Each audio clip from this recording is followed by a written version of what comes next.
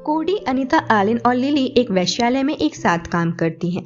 बाहर कुछ लोग वेश्याओं के खिलाफ प्रदर्शन कर रहे हैं। एक बुढ़ा आदमी अनीता के साथ जबरदस्ती किस करना चाहता है। अनीता किसी भी क्लाइंट को किस नहीं करती, लेकिन वो बुढ़ा उसको जबरदस्ती अंदर ले जाता है। अनीता फिर से भागकर बाहर आ जाती है और कोडी से कहती है ये बुढ़ा उसके साथ जबरदस्ती कर रहा है। वो अनीता को गाली देता है।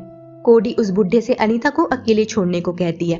बुढ़ा कोडी को डराने के लिए अपनी गन निकाल लेता है तो कोडी उस आदमी को अपनी गन से शूट कर देती है। कोडी को फांसी की सजा सुनाई जाती है। उस टाउन का प्रीस्ट कोडी को बहुत सारी चीजों के लिए बद्दुआएं देता है, जैसे उसने यहाँ लोगों को कई सारी बीमारियां दी हैं यौन संबंध बनाकर, और उसने मून को ब्लडी मून बना दिया है अपने कर्मों से, और भी बहुत कुछ। उसके बाद सब आंखें बंद करके प्रेयर करते हैं, लेकिन तभी वहाँ अनीता बसंती की तरह आती है और एलन और लिली के साथ भीड़ के बीच से कोडी को लेकर फुर हो जाती है और वो एक जंगल में आ जाते हैं जहां अनीता के पति की कब्र होती है। और वो कहती है कि वो किसी दूसरे आदमी को अपने होठों का चुंबन नहीं दे सकती क्योंकि वो अपने मरे हुए पति से बहुत प्यार करती है। वहां उस आदमी की विधवा ने पिंकटन जासूसों को उन लड़कियों को ढूंढने के लिए और मारने के लिए सुपारी दी है। वहां रात में वो सभी लड़कियां सांपों का डिनर करती हैं। अनीता उन सबको बताती है कि जब उसके पति की हैजा की वजह से डेथ हो गई थी, उसने अनीता के लिए एक जमीन छोड़ दी थी उसके फ्यूचर के लिए। अनीता उस जमीन पर सॉमिल, सलून और शॉप्स खोलने का आइडिया देती है ताकि एक नई जिंदगी शुरू कर सके। कोडी कहती है सॉमिल खोलने के लिए उन्हें पैसों की जरूरत होगी। कोडी बताती है कि उसने कुछ सेविंग्स की हैं जिससे हम सॉमिल खोल सकते हैं। वहां उन लड़कियों का पिंकटन जासूस पीछा कर रहे हैं जो उस आदमी की विधवा ने किराए पर बुक किए हैं जिसे कोडी ने गोली मार दी थी। वो अनीता के पति की कब्र पर भी आते हैं उन्हें ढूंढने। वहां वो सभी लड़कियां तालाब में नहा रही हैं। तभी उन्हें एक आदमी देख रहा होता है। कोडी अपनी गन लेकर उसके पास आती है। वो आदमी अपना नाम मैककॉय बताता है और कोडी को उसकी तस्वीर वाला पर्चा दिखाता है जिसमें लिखा था इस लड़की को पकड़ने वाले को मनचाहा इनाम दिया जाएगा। कोडी उसे वहां से जाने को कहती है। मैककॉय कहता है मैं चला जाऊंगा, पहले आप कपड़े पहन लीजिए। वो उसे ये भी बताता है कि जासूस उनको ढूंढ रहे हैं। कोडी सबसे उस जगह को छोड़ने को कहती है। वो उस बैंक में जाते हैं जहाँ कोडी का अकाउंट है।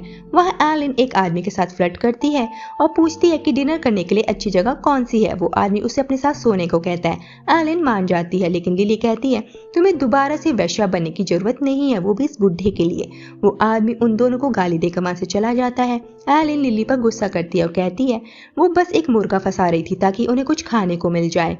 कोडी जैसे ही अपना खाता बंद करने और पैसा निकालने की कोशिश करती है, पिंकटन जासूस उसे पकड़ लेते हैं और उसे गिरफ्तार करने की कोशिश करते हैं। तभी वहां डाकू भी आ जाते हैं और पिंकटन जासूसों को गन पॉइंट पर रखकर कोडी को छोड़ने को कहते हैं। ये डाकू दरअसल कोडी का पुराना प्रेमी किड है। वो उसे गिरफ्तारी से बचाने में मदद करता है और मैनेजर से कोडी को उसके पैसे देने को कहता है और फिर उसके साथ ही सारा बैंक लूट लेते हैं और वहां से भागने लगते हैं। वो कोडी के सारे पैसे ले लेता है और कहता है तुम्हें पता है मैं कहाँ मिलूंगा। भागने के दौरान एलन को गिरफ्तार कर लिया जाता है और विलियम नाम के आदमी से उसे जेल में डालने को कहा जाता है। वहाँ पिंकटन वहाँ मौजूद लोगों से पूछता है कि किस किस का पैसा डाकू लूट के ले गए हैं। वहाँ सभी लोग अपना हाथ खड़ा करते हैं। पिंकटन कहता है उन डाकुओं को नदी पार करने से पहले पकड़ना होगा।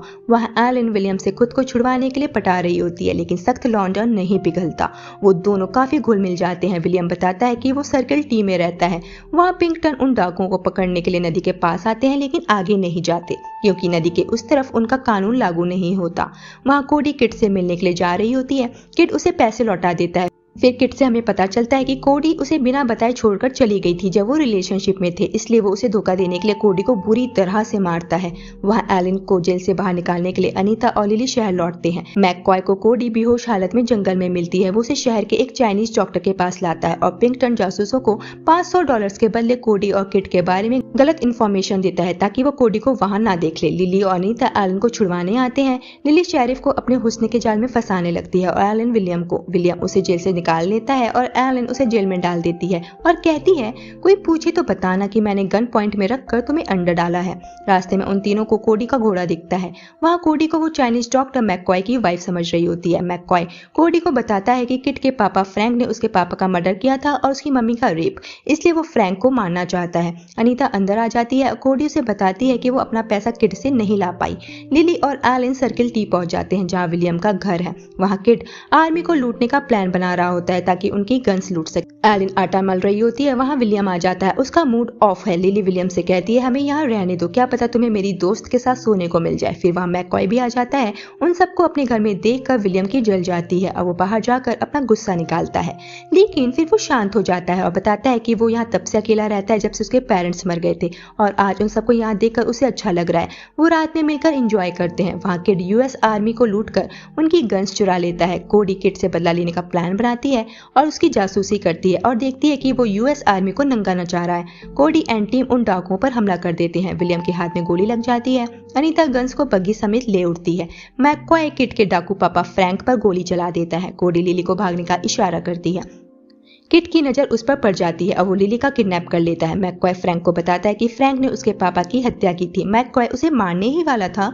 तभी वहाँ कोडी आकर उसे बताती है कि किड ने लिली का किडनैप कर लिया है और हम फ्रैंक के बदले लिली का सौदा करेंगे। वहाँ किड ये सोचता है कि वो लिली के बदले फ्रैंक और गन्स का सौदा करेगा।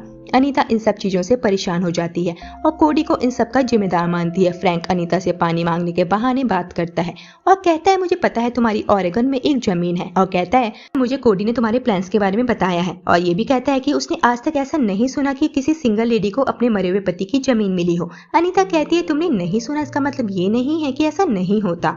ये सब सुनकर अनीता थोड़ी परेशान हो जाती है।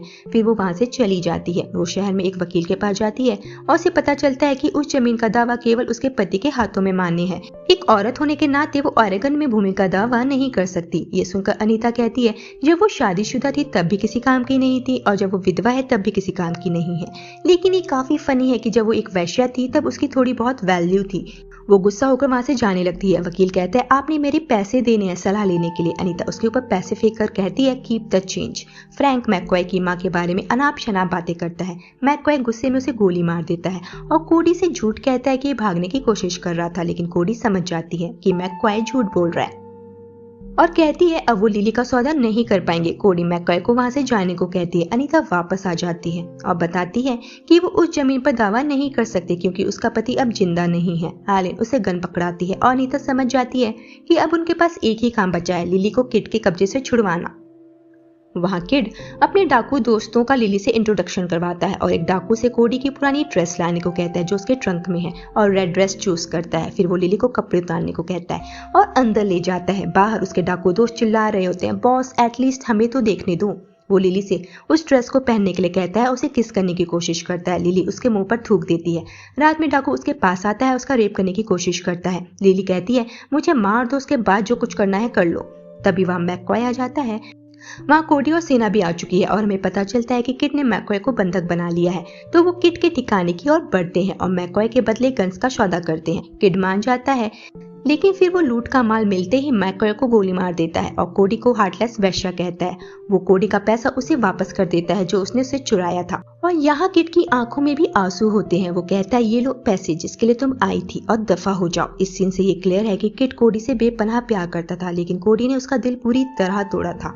पीछे हटने के दौरान लिली का रेप करने वाला एक डाकू उसे ताना मारता है और मजे करने के लिए आते रहने के लिए कहता है। बदले में लिली उसे गोली मार देती है जिससे गोलाबारी शुरू हो जाती है और किड के पूरे ग्रोह का सफाया हो जाता है। शूट आउट के बाद एलिन ने विलियम से शादी कर ली। लिली, कोडी और अनीता एक नया जीवन शुरू करने के लिए वहां से चले गए। रास्ते में वो पिंकटन जासूसों से आगे निकल गए जो उन्हें देख नहीं पाते और ये मूवी यहीं पर खत्म हो जाती है।